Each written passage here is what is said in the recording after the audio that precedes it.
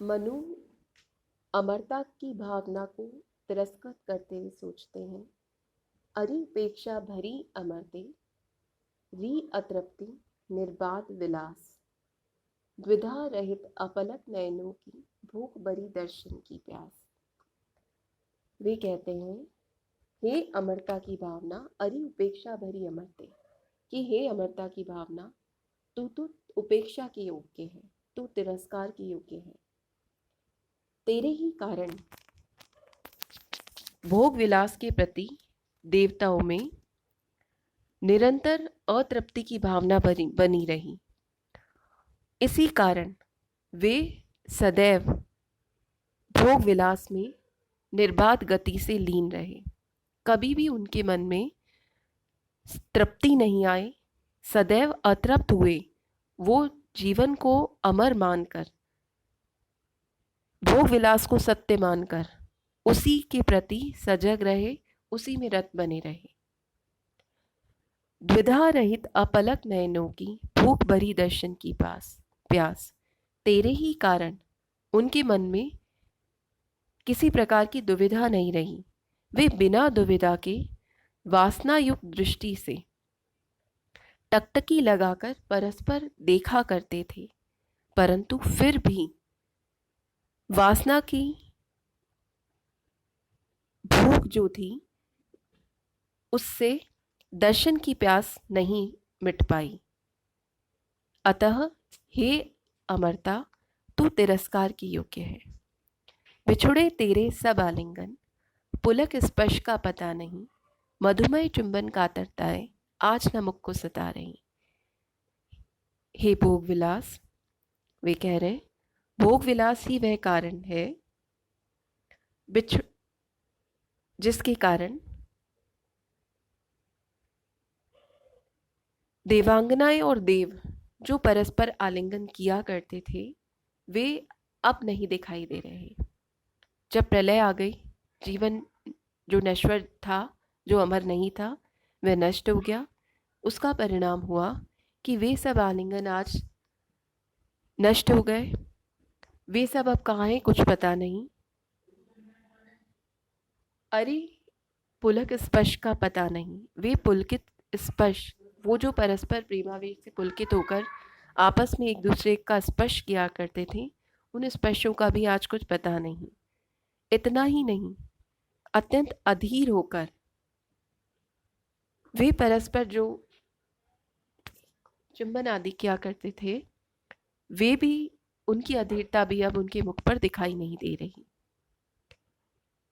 रत्न सौध के वातायन, जिनमें आता मधु मदर समीन, टकराती होगी अब उनमें तिमिंगलों की भीड़ अधीर। तिमिंगल समुद्र में रहने वाले बड़े बड़े आकार के मत्स्य। कवि कह रहे हैं, रत्न सौध के वातायन, देवताओं के जो ऊंचे ऊंचे महल थे वो बड़े बड़े रत्नों से जड़े हुए थे और उन महलों के झरोकों से मदिरा के समान उन्मत्त करने वाली हवा प्रवाहित होती थी। परंतु आज प्रलय के उपरांत वे सभी रत्न जड़ित महल प्रलय के अथाह सागर में डूब चुके हैं। इसलिए टकराती होगी अब उनमें तिमंगलों की भीड़ अधीर। ऐसा प्रतीत होता है कि अब उन झरोखों में हवा के स्थान पर समुद्र के बड़े बड़े मत्स्य समूह की भीड़ टकरा रही होगी। मधु मदिर समीर, मधु के समान, मदिर बनाने वाला, समीर अर्थ के कारण यहाँ उपमा अलंकार है। देव कामिनी के नयनों से जहाँ नील नलिनों की सृष्टि होती थी, अब वहाँ हो रही प्रलय कारिणी भीषण वृष्टि।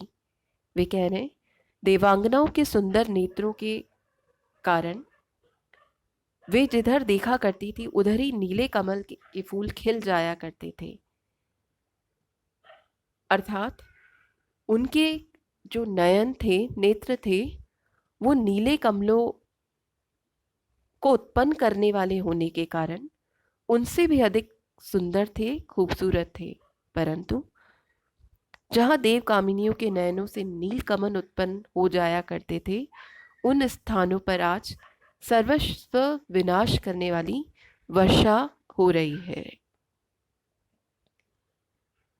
वे अम्लान कुसुम सुरभित मणि रचित मनोहर मालाएं बनी श्रृंखला जकड़ी जिनमें विलासिनी सुरबालाएं। वे कह रहे हैं आगे, वे अम्लान कुसुम सुरभित मणि रचित मनोहर मालाएं, कि देव कन्याएं जो थीं, देवांगनाएं जो थीं, वो जब विलास लीला में लीन हुआ करती थी, उस वक्त वो खिले हुए सुगंधित फूलों तथा मणियों की मनोहर मालाएं अपने हृदय स्थल पर धारण किया करती थी। परंतु बनी श्रृंखला जकड़ी जिनमें विलासिनी सुरबालाएं, परंतु आज प्रलय के सागर में डूब जाने के उपरांत ऐसा प्रतीत हो रहा है मानो वो मालाएं ही देवांगनाओं को जकड़ने वाली बेड़ियां बन गई हो, जंजीरें बन गई हो। देव यजन के पशु यज्ञ को वह पूर्णाहुति की ज्वाला जल निधि में बन जलती, कैसे आज लहरियों की माला। देवगण देव यज्ञों के द्वारा दिव्य शक्तियों को प्रसन्न करने के लिए उन्हें मांस की आहुति, पशुओं का वध आदि करके दिया करते थे। जलनिधि में बन जलती कैसी आज लहरियों की माला। आज उन्हीं पशुओं की पूर्णाहुति से उत्पन्न होने वाली आग की ऊंची ऊंची लपटें प्रलय के ऊंचे समुद्र में ऊंची ऊंची लहरों का समूह बनकर कैसे जल रही हैं। अर्थात पाप जो है वो प्रलय का कारण है। ज्वाला में लहरों का आरोप होने से लूपक अलंकार है यहाँ पर।